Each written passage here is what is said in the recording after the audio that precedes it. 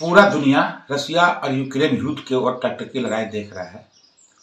वैसे में हमारे देश के कुछ छात्र वहाँ फंसे हुए थे और वहाँ से वो छात्र अब वापस आ रहे हैं। दुमका के एक छात्र अलकामा आदिल रसिया यूक्रेन युद्ध के बीच से यूक्रेन से निकल करके दुमका पहुँचे हैं। हम उनसे जानना चाहेंगे पूरी कहानी। जी आदिल जी, आप लोग हॉस्टल में रह करके वहाँ पढ़ाई कर रहे थे, युद्ध के बारे में जानकारी मिली तो किस तरह का स्थिति था छात्रों में, भारतीय छात्रों में? भारतीय छात्र जैसे कि हम लोग को पता ही नहीं था कि युद्ध होने वाला है। मतलब ऐसा वहाँ के टीचर बोलते थे कि कुछ नहीं होने वाला है, और भारत सरकार भी पहले वो इस टाइप का नोटिस नहीं जारी करती थी कि युद्ध होने वाला है। वो बोलती थी, मतलब इस टाइप का नोटिस जारी किया हुआ था कि आप कंसीडर कर सकते हो आने का। तो हम लोग को ऐसा कुछ नहीं था। वो नोटिस लेके हम लोग डीन ऑफिस गए थे, और डीन ऑफिस में डीन से पूछे कि सर हम लोग जाना चाह रहे हैं, तो आपका क्या विचार है। तो उन्होंने साफ साफ बोला कि देखिए ऑफलाइन क्लास होगी, तो ऐसा कुछ सीन नहीं, आप लोग नहीं जा सकते। और हम लोग 3rd ईयर के स्टूडेंट थे और हम लोग का क्रॉक था, तो हम लोग मतलब विचार नहीं किए आने के बारे में। तो इसके बाद जैसे मतलब 25th को हम लोग जागे, तो वैसे पूरा एकदम माहौल ही बदल चुका था। मतलब पूरा गोली वोली चल रहा था और सायरन का आवाज़ सुनाई दे रहा था। तो मतलब हम लोग डरे डरे उठे, मतलब 25 की रात को। तो आने के लिए घर में संपर्क किया आप लोग? हाँ, आने के लिए मतलब संपर्क किए। तो मतलब जैसे कुछ देर बाद चला कि कीव में जो है वो हो चुका है, मतलब बम गिर चुका है। तो कीव तो वहीं से टिकट मेरा मैंने करा ही लिया था। मतलब इतना ये करने के बाद भी उसके बाद फिर कैसे आने का प्रोग्राम बना, क्या हुआ? प्रोग्राम तो वो तो कैंसिल हो गया, वो टिकट कराए थे। इसके बाद फिर से देखे हम लोग भारत सरकार क्या निर्णय लेती है, और उन्होंने ये ऑपरेशन ये किया और हम लोग सकुशल मतलब अच्छे से घर आ गए। जब तक नहीं आए तो वहाँ किस तरह से रहते थे? हॉस्टल में रहते थे, बंकर में रहते थे, क्या सीन था वहाँ पे? आम लोग कैसे रह रहे हैं? हम लोग बंकर में ही रह रहे हैं। खाने के लिए मतलब रूम में जा रहे हैं कुछ देर, जैसे हम लोग को वहाँ खुद से मतलब बनाना पड़ता है खाना बना के फिर बंकर में चल जाते थे। और काफ़ी ज़्यादा ठंडा था बंकर में, मतलब बंकर वो बहुत ख़राब दृश्य था। बंकर में कितने लोग रहते थे एक बंकर में? एक बंकर काफ़ी लोग, मतलब बड़ा बंकर था, बहुत बड़ा। बंकर इतना जल्दी बना लिया गया?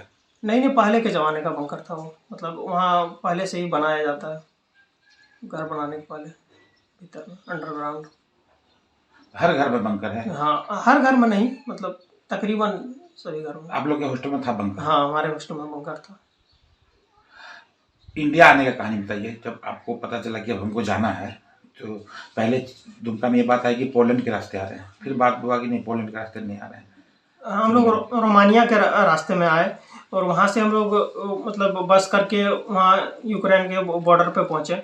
और वहाँ मतलब करीबन 3 दिन हम लोग को इंतज़ार करना पड़ा, और -6 डिग्री टेम्परेचर था, और कोई खाने पीने का कुछ नहीं था। हम लोग बिस्किट वगैरह से काम चला रहे थे, जो भी लाए हुए थे उधर से खरीद के। और काफ़ी लोग मतलब लड़के लोग बेहोश हो जा रहे थे, हाइपोथर्मिया हो जा रहा था, और परेशान थे काफ़ी ज़्यादा। और यूक्रेनियन पुलिस भी मतलब मदद तो नहीं कर रही थी, काफ़ी ज़्यादा ये टॉर्चर कर रहे थे इंडियन स्टूडेंट को। रोमानिया का जो था उधर से सपोर्ट मिल रहा था? हाँ, रोमानिया के लोग काफ़ी ज़्यादा मतलब बहुत सपोर्टिव हैं।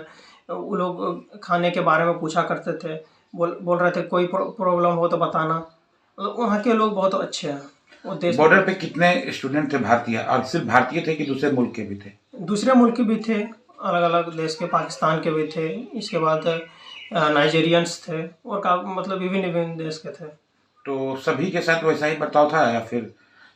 सभी मतलब उन लोग का एजेंट अच्छा था, तो उन लोग को निकाल दिया जा रहा था। हमारा एजेंट उस टाइप का स्ट्रांग नहीं था, तो हम लोग को वहाँ काफ़ी मतलब दिक्कत करना पड़ा। तो वहाँ पर आप लोग सब साथ में पहुँचे? सबसे पहले भारतीय स्टूडेंट को वहाँ से लाया गया या नाइजीरियन को ले जाया गया, दूसरे मुल्क वाले पहले गए? ना, वो लोग अपने स्टूडेंट को ज़्यादा मतलब वहाँ के नागरिकों को ज़्यादा प्रायोरिटी दिया करता था। जैसे यूक्रेनियन कोई फंसा हुआ है, उन लोग को जल्दी जल्दी निकाल रहा था, हम लोग को वहाँ ढेर बना के रखा हुआ था। तो कैसा था वहाँ का सिचुएशन? खाना पीना 3 दिन में रहे, क्या खाए? बिस्किट वगैरह से काम चला रहे थे, और यही सब। टेम्परेचर काफ़ी ज़्यादा ये था, तो आग उग जला के सेका। सबसे खराब समय कब था? युद्ध से लेकर के दुमका पहुंचने तक में सबसे खराब समय क्या था? वही बॉर्डर पे ही था, मतलब कोई छाया मतलब छत नहीं था सर पे, खाने उने का नहीं था, मतलब काफ़ी संघर्ष करना पड़ा उसके लिए। क्या चाहेंगे आप? हम चाहेंगे कि भारत सरकार इस पर पहल करे और हम लोग पे विचार करे कि फॉरेन मेडिकल के लिए कोई ये हो अच्छे से। तो सरकार को अब सोचना होगा कि इनकी आगे की पढ़ाई कैसे हो। खुशी का माहौल है घर में, हम उनके आगे के पापा से ही बात करेंगे।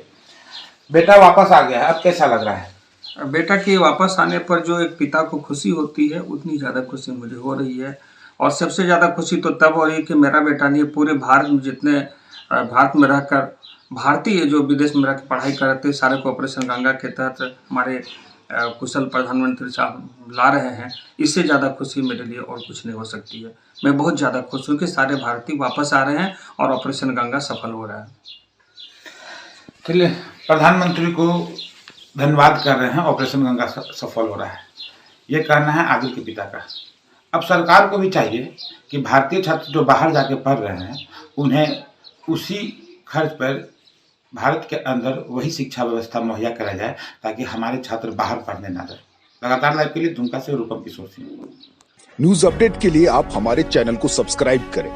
आप हमें फेसबुक और इंस्टाग्राम पर भी फॉलो कर सकते हैं। बने रहे लगातार.in के साथ।